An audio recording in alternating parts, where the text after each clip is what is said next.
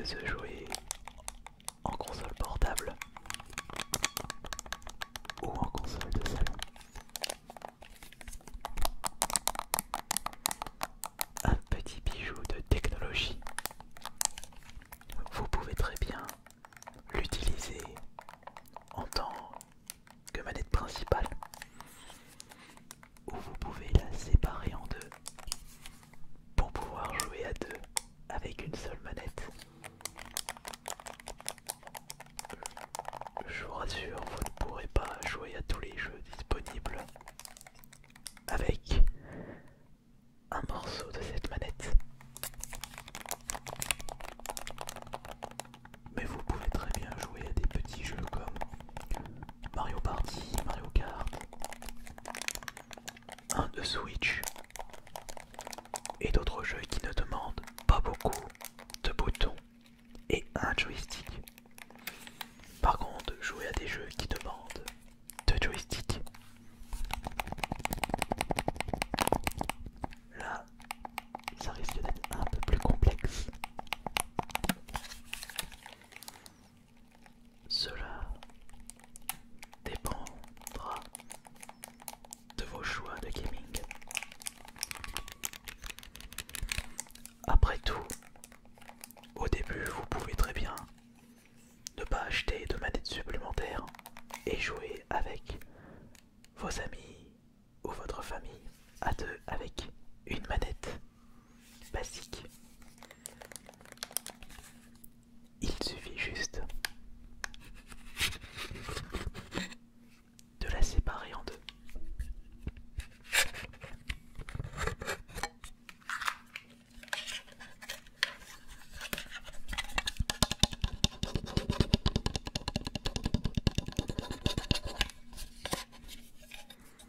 Un support léger et solide en même temps.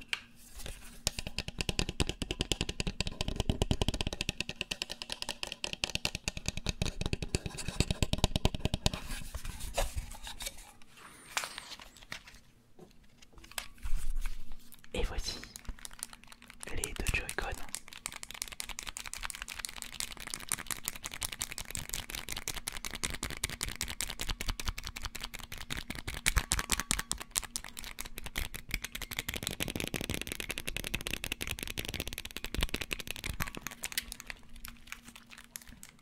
Qui vont rappeler aux Wiimote de la Wii et de la Wii U. On prend une recette qui a bien fonctionné et on l'améliore. Ça paraît tellement simple, mais ça représente des mois, voire des années de recherche pour l'aboutissement de ces manettes de jeu jamais vues auparavant. Je n'ai pas souvenir d'avoir vu même chez des entreprises ultra inconnues une manette qui peut se séparer en deux afin que deux joueurs puissent jouer avec une manette séparée.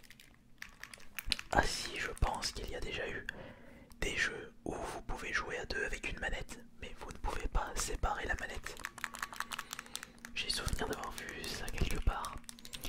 Je pense que c'était avec peut-être la manette Super Nintendo. Ouais, je pense que c'était soit avec la manette Super Nintendo, mais c'était quel jeu? En plus, je me souviens, j'avais déjà testé ça avec mon frère. Ça va me revenir. On avait testé un truc comme ça, mais c'était tellement moche et immaniable qu'on avait abandonné. Et j'ai complètement oublié le jeu en question. Et pour jouer en mode manette standard, avec le joystick, avec le pouce gauche et les boutons avec le pouce droit, c'est comme ça. Et vous avez même des petits boutons sur le dessus. Vous vous retrouvez avec une toute petite manette à 6 boutons plus un joystick. Ah non, il faut rajouter également le bouton Star. Un vrai petit bijou de technologie.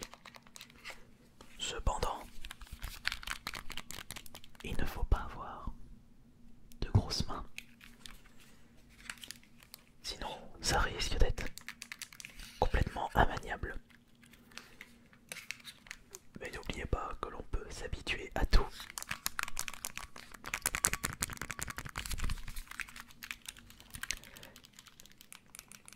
Mais personnellement, j'ai une petite préférence pour la manette Switch Pro. Mais celle-ci ne peut pas être séparée en deux. On ne peut pas tout avoir.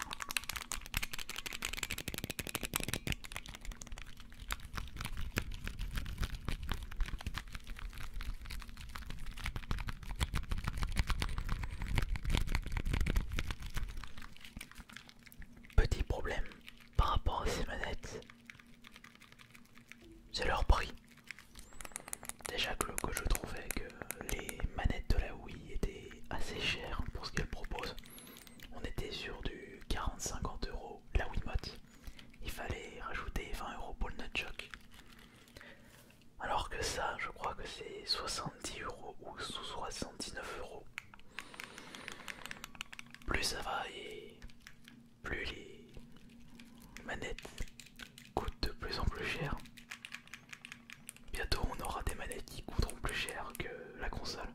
Mais attendez, c'était limite le cas avec la Neo Geo.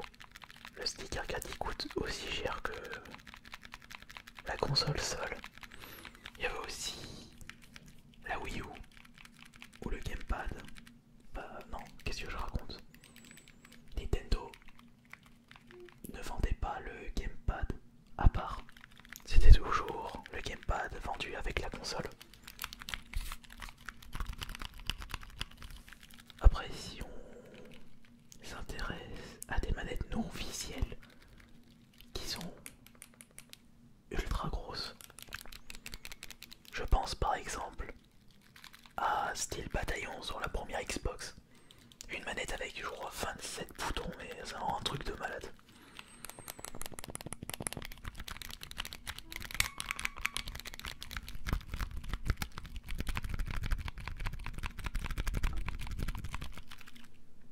Mais pour les manettes officielles, je pense que Nintendo a vraiment fait fort avec cette Switch. En termes de qualité, d'ingéniosité, mais de prix malheureusement. Faut bien rembourser ces années de recherche.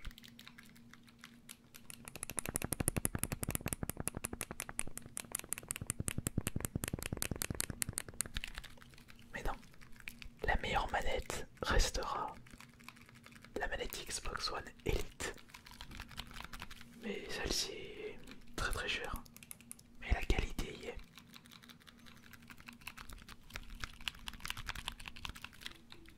Vraiment de meilleure qualité que la manette Pro Switch.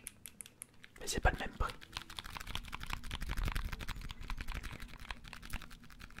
Qu'est-ce qui vous relaxe le plus sur ces Joy-Con? Est-ce que ce sont les boutons sur la face avant? Est-ce que ce sont ces petits boutons là? Ou ceux de derrière? Peut-être les petits boutons sur le dessus? Ou peut-être autre chose? Ou peut-être autre chose? Ou peut-être autre chose? Et j'en perds mon français. Et j'ai toujours du mal à m'exprimer. Totale improvisation.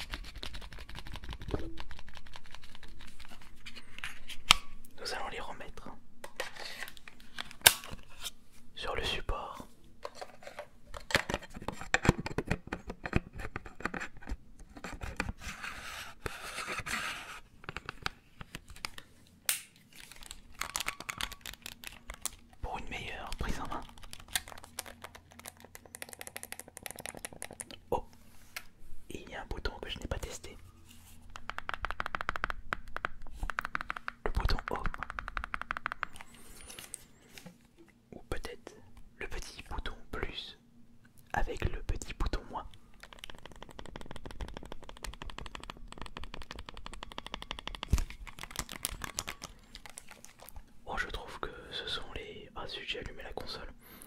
C'est pas grave, je trouve que ce sont les boutons Y, X, A, B qui sont les plus relaxants. Et également la croix directionnelle en forme de bouton. Écoutez.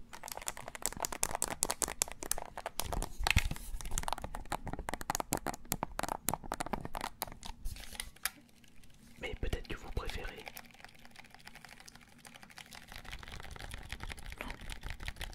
J'espère que je ne suis pas en train de d'effacer la mémoire de ma console. Je pense que j'aurais dû éteindre la console. Bon, tant pis, c'est pas grave, j'aurai la petite surprise. On va maintenant éviter de toucher à tous les boutons. Juste les joysticks.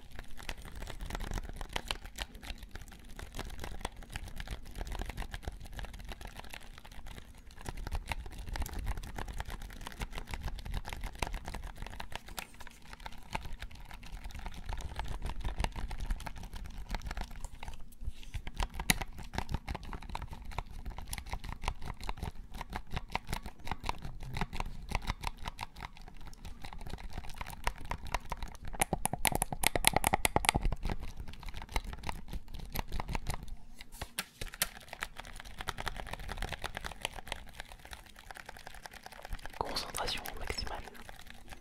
Concentration maximale. Nous allons arriver à bon port. Nous allons réussir ce niveau si compliqué. Nous allons réussir à terminer ce jeu. Nous allons réussir à faire le record du monde. Nickel, je suis le plus balèze.